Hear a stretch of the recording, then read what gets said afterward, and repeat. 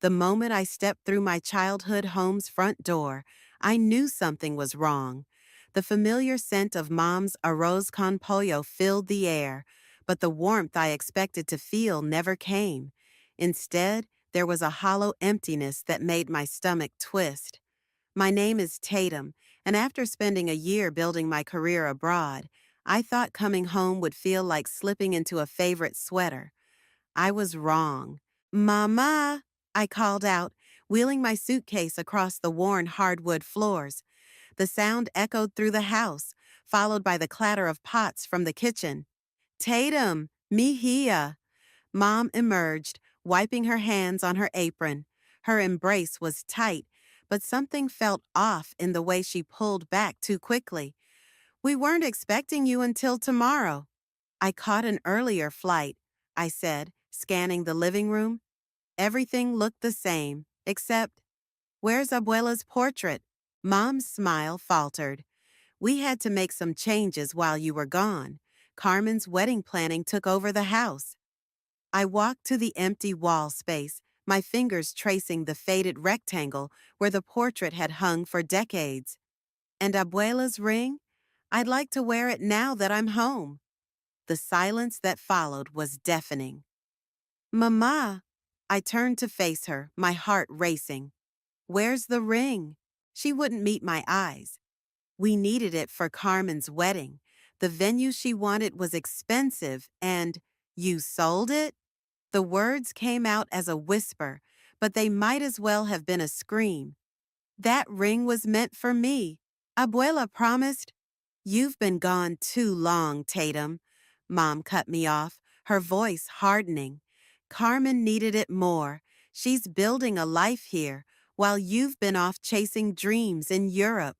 The front door opened and Carmen breezed in, her perfectly manicured hands clutching wedding magazines. Tatum, oh my God, you're early. She moved to hug me, but I stepped back. You sold Abuela's ring? Carmen's smile dimmed. Oh, that. She glanced at Mom, then back to me. It was just sitting in a box, and the wedding venue? Just sitting in a box? My voice cracked. That ring was the last thing Abuela gave me before she died. She made you promise, both of you, that it would be mine when I turned 30. Which was 3 months ago, Mom interjected, when you were too busy with your career to come home and celebrate with family.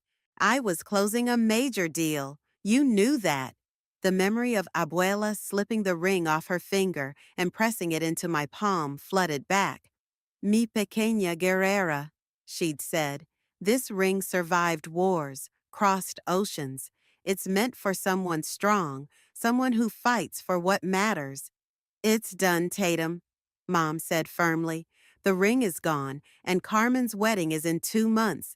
Either be happy for your sister or what? I challenged, but Mom just shook her head and returned to the kitchen. Carmen stepped closer, lowering her voice. Look, I know you're upset, but this wedding means everything to me and Lucas. The venue was perfect, and we needed the money. You understand, right? I stared at my sister, this person I'd grown up with, shared secrets with, protected from schoolyard bullies. Now she stood before me, perfectly coiffed and completely unrepentant about stealing my inheritance. Congratulations on your wedding, Carmen, I said, my voice steady despite the rage building inside me. I hope the venue was worth it. I grabbed my suitcase and headed upstairs to my old room, ignoring Carmen's calls behind me. Once inside, I locked the door and sank onto my bed, pulling out my phone to text Remy. They sold it. They actually sold Abuela's ring. Remy's response was immediate. What are you going to do? I looked at the photo on my nightstand, Abuela and me on my college graduation day, her ring glinting in the sunlight as she held my hand. The memory of her words echoed in my mind. Sometimes, mi amor, justice comes not from fighting, but from being clever enough to make others face their own choices. I'm going to make them regret it, I typed back to Remy. Every last penny they got from that ring, From downstairs, I could hear Carmen's excited chatter about table arrangements and flower choices. Mom's laughter floated up through the floorboards, and my jaw clenched. They thought they could dismiss me, dismiss Abuela's wishes, because I'd been gone too long.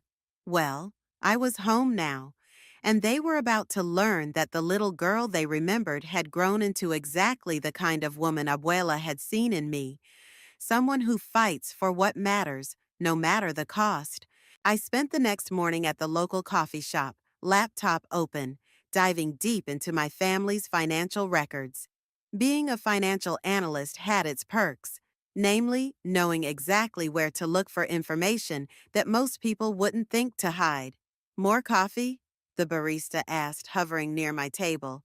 Please, I nodded, not looking up from my screen. Something wasn't adding up. Carmen's wedding venue cost was astronomical, but the money from Abuela's ring wouldn't have covered even half of it. There had to be more to the story. My phone buzzed with a text from Carmen. Dress fitting at 2. You're coming, right? I typed back a quick, of course, while opening another browser tab. That's when I saw it. A mortgage approval from 3 weeks ago. My fingers flew across the keyboard, pulling up property records. Holy shit, I whispered. They hadn't just sold Abuela's ring for the venue. They'd used it as part of a down payment on a house, Carmen and Lucas's dream home. My phone buzzed again. Remy this time. Found anything? Meet me for lunch? Need your legal expertise. An hour later, Remy slid into the booth across from me at our favorite diner. Spill, she said, ordering a coffee without looking at the menu. I pushed my laptop toward her. They bought a house, used Abuela's ring money as part of the down payment. Remy's eyes widened as she scrolled through the documents. This is a gorgeous property, but wait. She squinted at the screen. There's something odd about this mortgage structure. Exactly, I said, leaning forward. They barely qualified. One missed payment, and the whole thing could collapse. Tatum, Remy warned. Whatever you're thinking. I know the real estate agent, I cut in. Remember Jake from high school? He handled the sale. Remy sat back, crossing her arms. And? And he owes me a favor. Remember that time I helped his sister with her visa application? Tatum. The waitress arrived with our food, interrupting whatever protest Remy was about to make. I waited until she left before continuing. I'm not doing anything illegal, I assured her, just making some inquiries as a potential buyer. Of what? Any properties Jake has listed, including ones that might come available soon? Remy took a bite of her sandwich, chewing thoughtfully. You're going to try to buy their house if they default, aren't you? I shrugged, picking at my fries. I'm just keeping my options open. You need to be careful, Remy said, lowering her voice. This isn't just about the ring anymore. You're right, I agreed, checking the time. It's about respect, family, keeping promises. I stood up, grabbing my purse. Speaking of which, I have a dress fitting to attend. The bridal shop was exactly as pretentious as I expected. Carmen stood on a pedestal surrounded by mirrors, while Mom dabbed at her eyes with a tissue. You look beautiful, mi amor, Mom gushed. I forced a smile watching Carmen twirl in her designer gown. The dress is perfect, I said, and it was. Simple, elegant, everything Carmen wasn't. I knew you'd love it, Carmen beamed. And wait until you see the house, Tatum. It's absolutely perfect. Lucas and I close next week. Can't wait, I replied, my phone buzzing in my pocket. A text from Jake. Free for coffee tomorrow? Need to catch up. Oh, Carmen clapped her hands. You should come to dinner tonight. Lucas's parents are coming over, and Dad's making his famous paella. Wouldn't miss it, I said, typing back to Jake. Tomorrow at 10, the usual place. That evening, I watched my family gather around the dinner table, laughing and planning Carmen's perfect day. Lucas's parents were lovely people, completely unaware of the undercurrents of tension. To Carmen and Lucas, Dad raised his glass. And their new beginning. Everyone clinked glasses.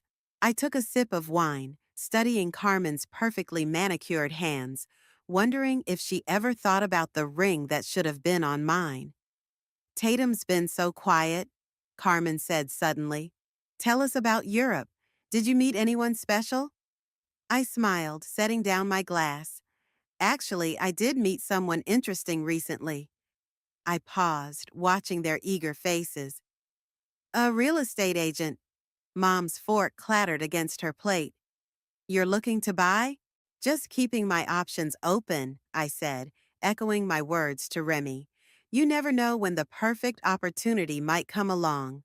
The conversation moved on, but I caught Mom watching me with narrowed eyes. She'd always said I had Abuela's smile, the one that didn't quite reach the eyes when we were planning something. Tomorrow, I'd meet with Jake. And then, well, as Abuela used to say, patience is the companion of wisdom. I had plenty of both. Jake hadn't changed much since high school, still had that easy smile and nervous habit of tapping his fingers on the table. We sat in a quiet corner of the coffee shop, away from the morning rush. So, he said, sliding a folder across the table, I pulled the records you asked about. I opened the folder, scanning the documents inside. Tell me what I'm looking at. Your sister and Lucas barely qualified for the mortgage. Jake lowered his voice. They're stretching themselves thin. The down payment barely made the minimum requirement, even with the money from the ring sale. How much was the ring worth? The question had been burning in my mind. Jake hesitated. Market value? Around 15,000, but they sold it to a private collector who paid 25. My coffee turned bitter in my mouth. $25,000. That's what they thought Abuela's legacy was worth. Here's the interesting part, Jake continued, pointing to a clause in the contract. The seller included a right of first refusal clause. If they default within the first year, the property goes back on the market with strict conditions. What kind of conditions? The kind that would make it difficult for most buyers to qualify. Jake gave me a meaningful look. Unless they happen to have liquid assets and an excellent credit score. My phone buzzed. Remy. How's the meeting going? Don't do anything stupid. Jake. I leaned forward. What exactly do you owe my sister and Lucas? Nothing. He shrugged. They're just clients. But you, he smiled. You helped my sister stay in the country. I haven't forgotten that. I nodded slowly. So, if another buyer came along, one with better qualifications? Jake raised an eyebrow. I'd have to present any legitimate offers to the seller. It's my legal obligation. I gathered the documents, sliding them into my bag. Thanks, Jake. I appreciate the information. Tatum, he called as I stood up. Whatever you're planning, be careful. Real estate can get messy. Don't worry, I smiled. I learned from the best. Our high school debate team captain, remember? An hour later, I sat in Remy's law office, spreading the documents across her desk. This is insane, she said, reading through the mortgage terms. They're one missed payment away from disaster. Exactly. I pulled out my laptop. And look at this, Carmen's wedding budget spreadsheet. She accidentally shared it with my old email. Remy whistled at the numbers. These are some expensive taste. How are they affording all this? They're not, I said grimly. They're counting on wedding gifts to cover the gaps. But with the house payment, property taxes, and the wedding debt, it's a house of cards, Remy finished. But Tatum, if you're thinking what I think you're thinking, I have the money, I cut in. That deal I closed in Europe, the bonus was substantial. This isn't about money, Remy pushed back from her desk. This is about family. Are you ready for what this will do to them? To you? My phone lit up with a text from Carmen. Cake tasting tomorrow. Don't be late like you were for the dress fitting. They weren't ready for what selling Abuela's ring would do to me, I replied, showing Remy the text. Besides, I'm not doing anything wrong, just being strategic. Remy sighed, pulling out a legal pad. Okay, if we're doing this, we're doing it right. First, you'll need a shell company to make the purchase. Keep your name off everything until the last possible moment. We spent the next hour planning, Remy's legal expertise helping me navigate the complexities of real estate law.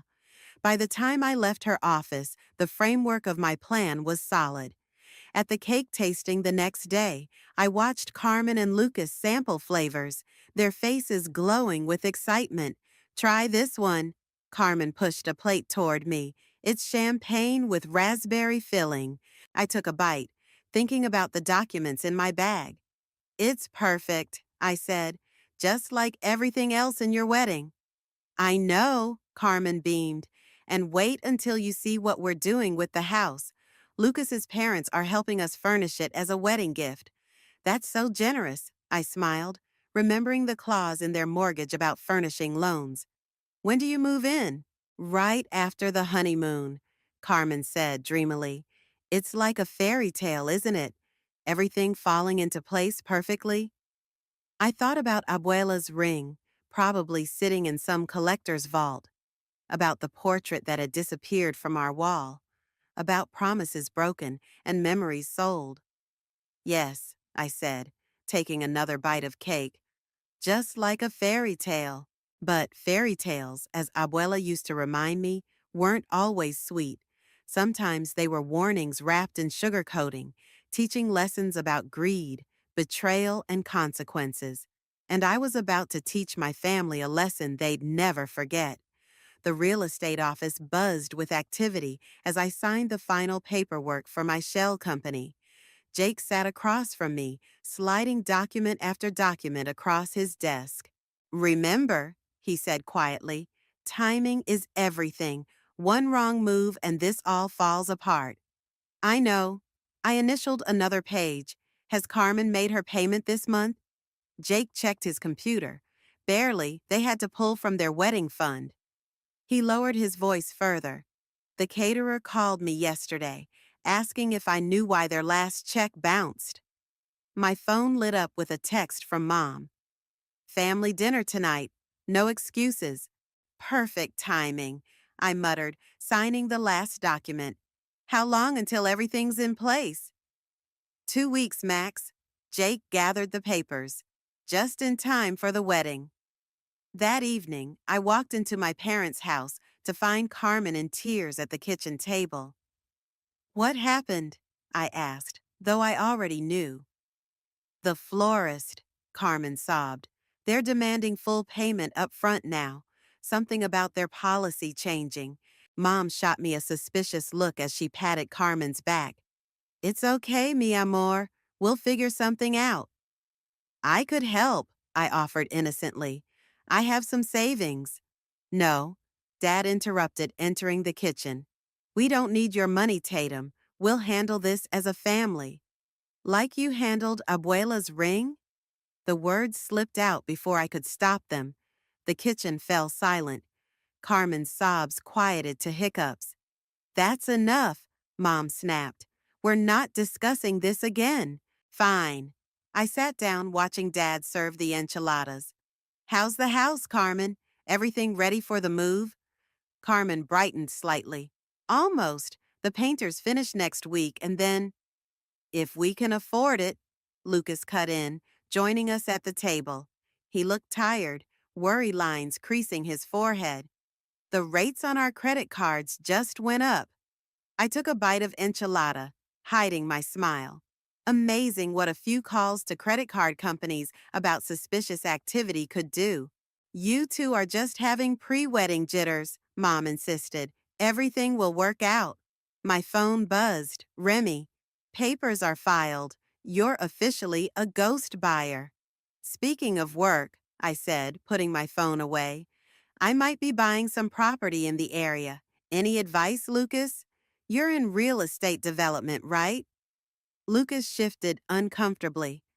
Actually, I'm between projects right now. The market's complicated. That's not what I heard, I pressed. Jake mentioned some interesting opportunities coming up. Carmen's fork clattered against her plate. You've been talking to Jake? Just catching up, I shrugged. We were friends in high school, remember?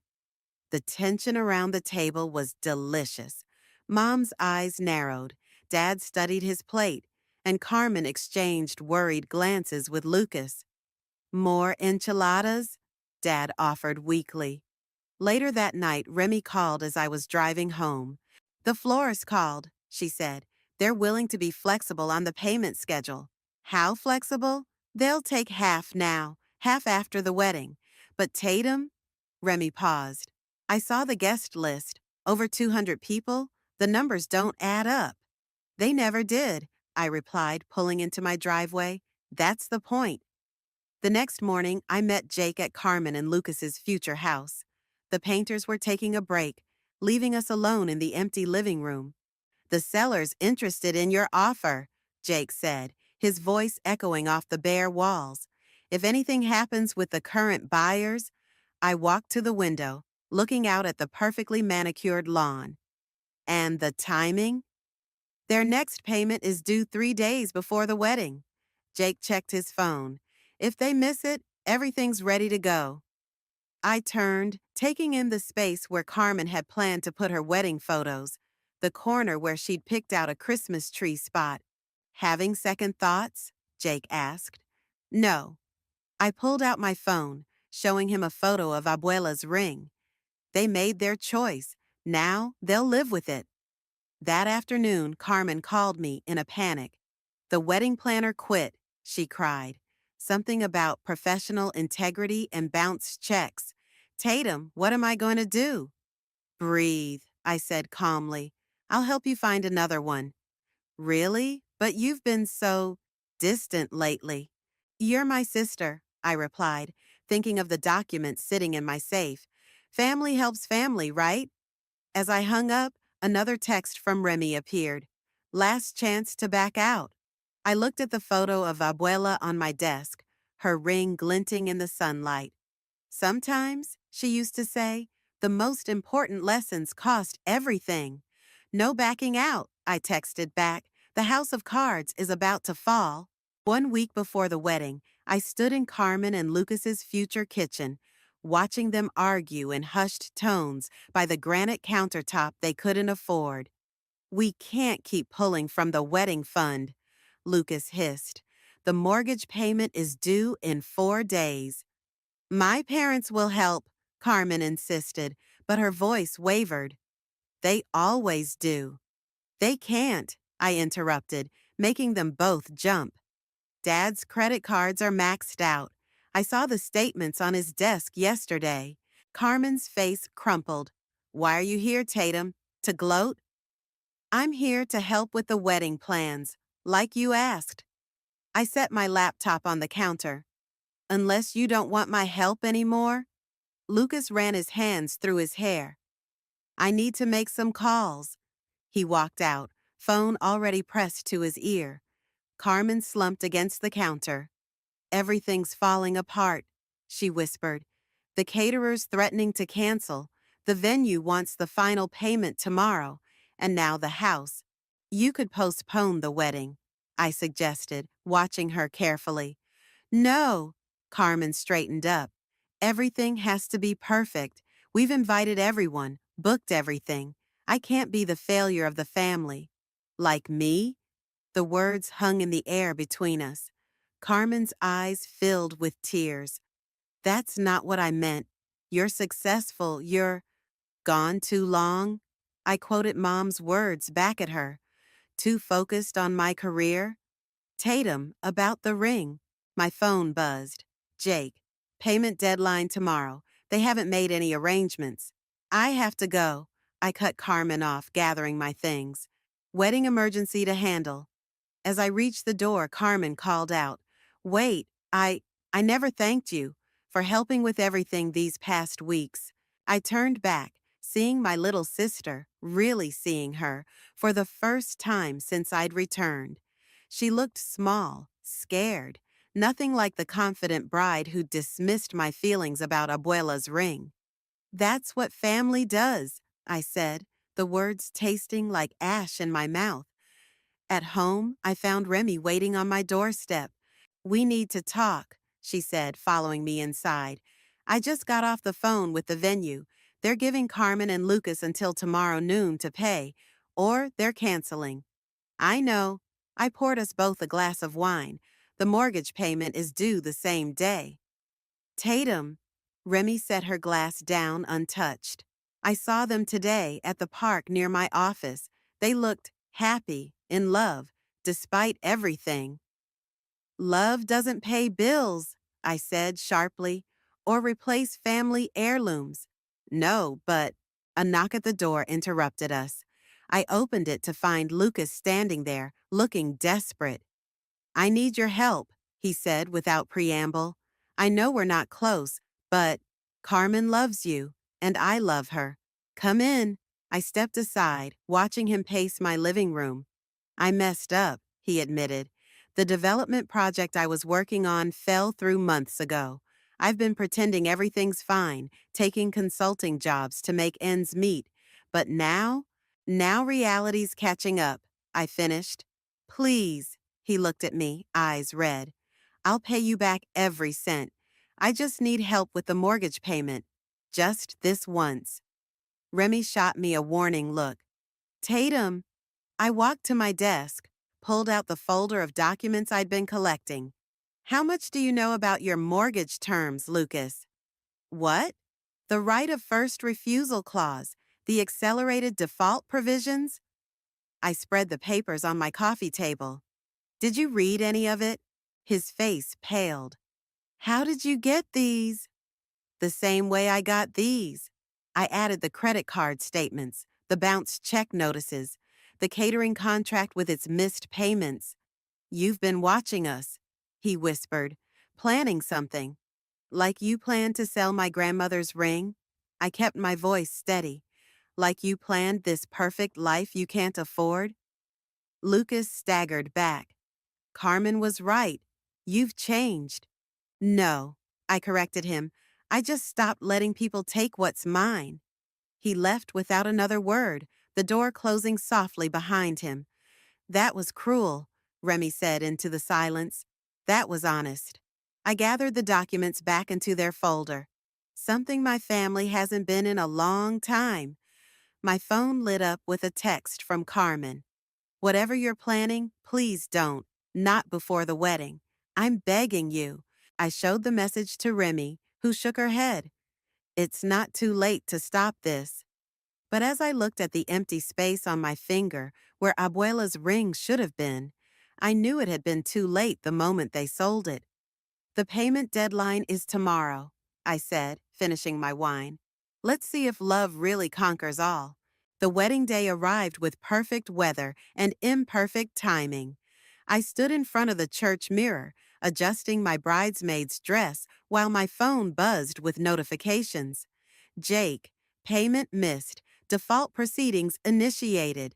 Remy, venue payment cleared last minute, weddings on.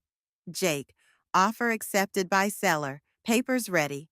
You look beautiful, Mom said, appearing behind me in the mirror. Almost as beautiful as Carmen. Almost, I echoed, watching her face. Did you help them with the venue payment?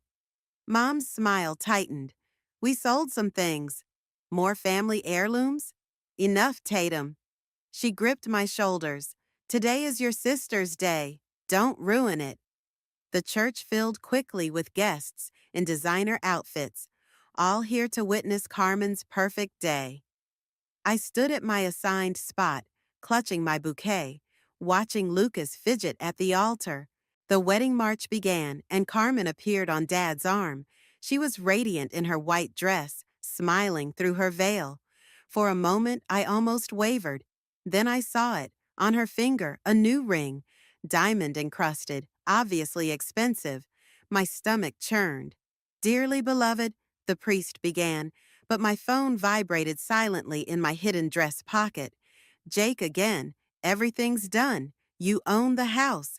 The ceremony passed in a blur of vows and promises. Promises, I thought bitterly, like the one they made to Abuela about her ring. At the reception, Carmen danced with Lucas, their faces glowing with joy. I sat at my assigned table, watching the champagne flow, knowing each bottle represented money they didn't have. You okay? Remy asked, sliding into the seat beside me. Perfect. I pulled an envelope from my clutch. The timing couldn't be better. Tatum, please. Ladies and gentlemen, the DJ's voice boomed. It's time for the Maid of Honor's speech. I stood, envelope in hand, and made my way to the microphone. The room fell silent. My sister Carmen, I began, has always known exactly what she wanted. The perfect wedding, the perfect house, the perfect life. I paused, meeting her eyes across the room. And she's always known how to get it. Carmen's smile faltered slightly. When we were kids, I continued, Carmen wanted my favorite doll. She cried until our parents made me give it to her. When we were teenagers, she wanted my prom date. She got him too. Uncomfortable murmurs rippled through the crowd. But this year, she wanted something that wasn't hers to take. I pulled out my phone, showing the picture of Abuela's ring. This ring survived wars, crossed oceans, and was promised to me. But Carmen wanted a perfect wedding more than she wanted to keep that promise. Tatum, Mom warned from her table, but I kept going. So today, on this perfect day, I wanted to give my sister and her new husband a gift. I held up the envelope. Something to match their perfect taste. Lucas stood, his face pale. Tatum, don't. It's the deed to your dream house, I announced, watching their faces. Or rather, my dream house now. The payment you missed yesterday, the one you needed for your perfect wedding. It triggered the default clause, and I was there, ready to buy. The room erupted in gasps and whispers. Carmen's perfect makeup began to run with tears. You can't, she whispered into the microphone I still held. That's our home. Was your home? I corrected, just like this was my ring. I set the envelope on their table. Consider it karma or consider it justice. Either way, you have 30 days to vacate. Congratulations on your perfect wedding. I turned to leave, but Carmen grabbed my arm. How could you? She sobbed. We're family. Family, I pulled away. Family keeps promises. Family respects memories. Family doesn't sell what isn't theirs to sell. Enough! Dad's voice boomed across the room. Both of you, outside, now. In the garden behind the venue, surrounded by the roses Carmen had insisted on, our family drama reached its breaking point. Fix this, Mom demanded. Give them back the house. Like you gave back my ring? I challenged. Carmen sank onto a bench, her white dress pooling around her. We needed the money, she whispered. We were desperate. And now you're homeless, I replied. Funny how karma works. Por favor, Dad pleaded. We can work this out. I looked at my family, Mom's angry tears, Dad's disappointment, Carmen's ruined makeup, Lucas's defeated stance, and felt nothing but a cold satisfaction. The house is mine, I said firmly, just like the ring was supposed to be mine. You all made your choices. Now live with them. I walked away, leaving them in the garden, the sound of Carmen's sobs following me into the night. In my purse, the house keys jingled with every step, a melody of revenge finally served. The morning after the wedding, I sat in my new kitchen, their kitchen, surrounded by half-unpacked boxes and the echo of what I'd done. My phone hadn't stopped buzzing since last night. Mom, how could you do this to your sister? Dad, we need to talk. Remy, call me when you're ready.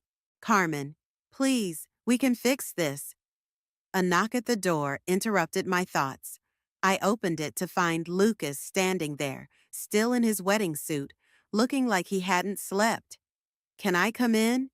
His voice was hoarse. I stepped aside, watching him take in the boxes I'd already moved in. Efficient? He commented dryly. I learned from the best, I replied. How's Carmen? Destroyed. He ran a hand through his disheveled hair.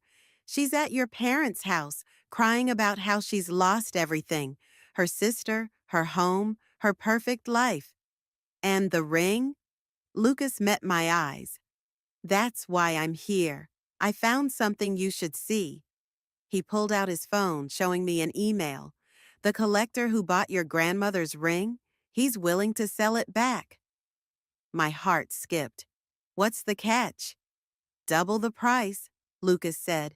$50,000. I laughed bitterly. And you're telling me this because? Because I know where the ring really is. He pulled an envelope from his jacket. Carmen never sold it. She pawned it. The world tilted sideways. What? She was going to get it back, Lucas continued. After the wedding, when things settled down. The collector's story was to make it seem final, so you wouldn't look for it. My hands shook as I opened the envelope. Inside was a pawn ticket, dated 3 months ago. Why are you showing me this? Because I love Carmen, Lucas said simply. But what she did was wrong, and now we're both paying for it. The doorbell rang again. This time it was Carmen, mascara streaked down her face, still in her wedding dress. You weren't supposed to tell her, she screamed at Lucas, pushing past me into the house. That was our only leverage. Leverage? I grabbed her arm. You were going to blackmail me with my own grandmother's ring? I was desperate.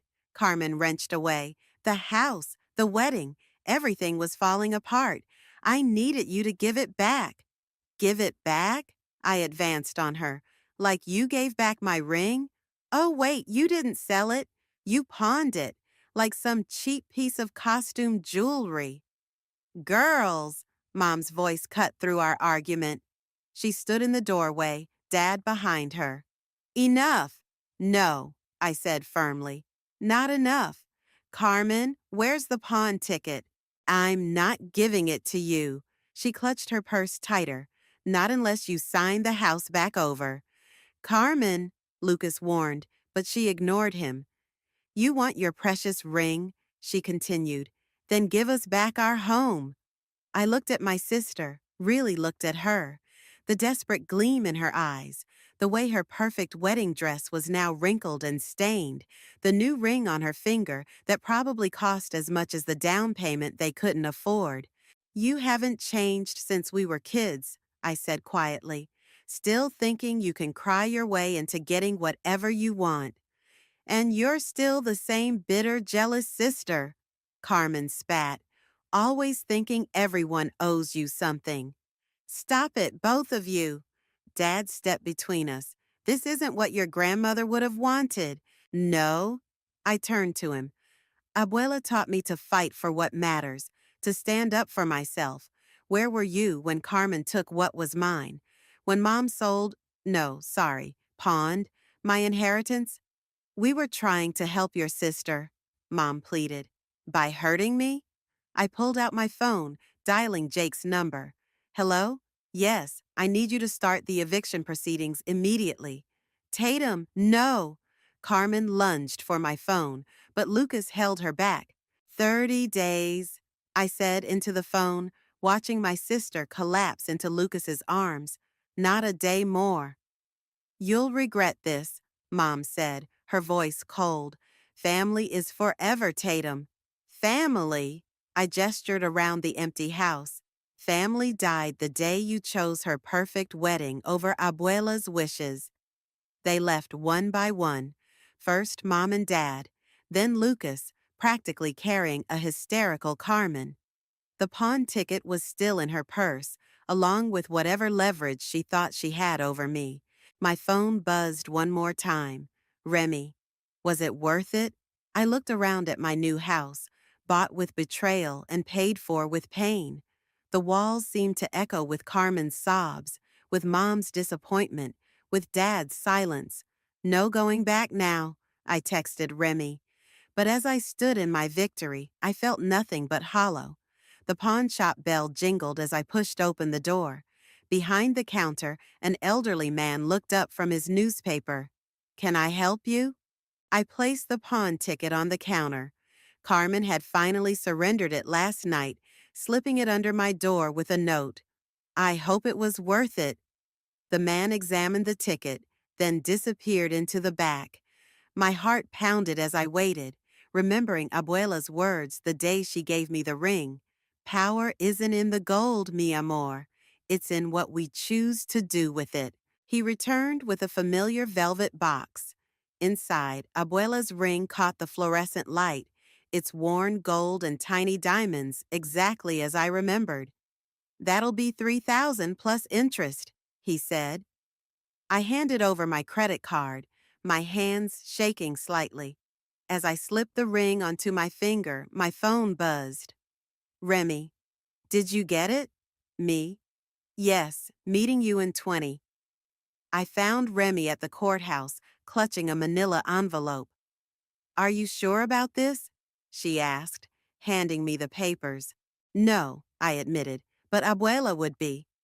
We drove to my parents' house in silence. Carmen's car was in the driveway, along with a moving truck. They were packing up her things, preparing for the eviction.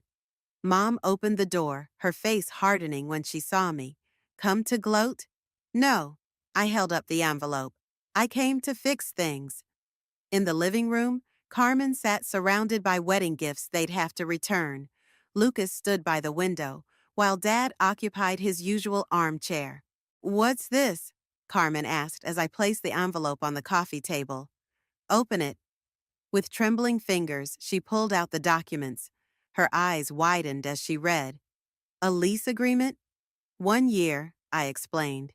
"Market rate rent. After that, if you make every payment on time, you'll have the option to buy back the house." "Why?" Lucas stepped forward. "After everything," I held up my hand, Abuela's ring glinting. "Because this ring isn't about power or punishment. It's about family." Carmen stared at the ring. "How did you—" "The pawn ticket you gave me." I sat beside her. "Carmen, what we did to each other. It has to stop." "But the house is yours now," she whispered. "You won." "Nobody won." I took her hand. "Look at us. Look at what we've become." Mom moved closer, her eyes on the ring. "Your abuela would be so disappointed in all of us." "No," I corrected her. "She'd be waiting for us to make it right." Dad cleared his throat. "The lease payments? They're reasonable?" "More than reasonable," Lucas confirmed, reviewing the papers. "This is generous, Tatum." "With conditions," I added. "First, no more secrets, no more manipulation. And Carmen," I turned to my sister. "You need help with the spending, real help." Carmen nodded, tears spilling down her cheeks. "I know. I've already called a financial advisor." "And the wedding gifts?" I asked. "Being returned," Lucas said firmly. "All of them. We're starting fresh." Mom touched the ring on my finger. "It looks right," she said softly. "It belongs there." "Yes," I agreed. "And this house belongs to all of us. The memories we'll make here, the family we'll rebuild, that's worth more than revenge." Carmen hugged me suddenly, her tears soaking my shoulder. "I'm so sorry," she whispered, "for everything." "Me too," I whispered back. Dad stood, his eyes misty. "Your abuela used to say that family is like a garden. Sometimes you have to prune hard to grow stronger." "But you don't pull out the roots," I finished, remembering Abuela's words. Later that evening, as Carmen and Lucas signed the lease agreement, Mom brought out an old photo album. "Look," she said, opening to a page with Abuela's picture. "She's wearing the ring here at your 5th birthday party, Tatum." In the photo, Abuela sat between Carmen and me, one arm around each of us, the ring catching the light just like it did now. "She knew, didn't she?" Carmen asked quietly, "that we'd need something to bring us back together someday?"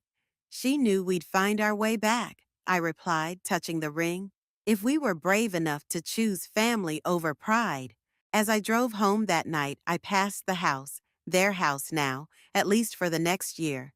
The moving truck was gone, and lights glowed warmly in the windows. My phone buzzed one last time. Carmen, thank you for giving us a second chance. We won't waste it. I smiled, Abuela's ring comfortable on my finger where it belonged. Sometimes the greatest power isn't in winning the fight, but in knowing when to end it.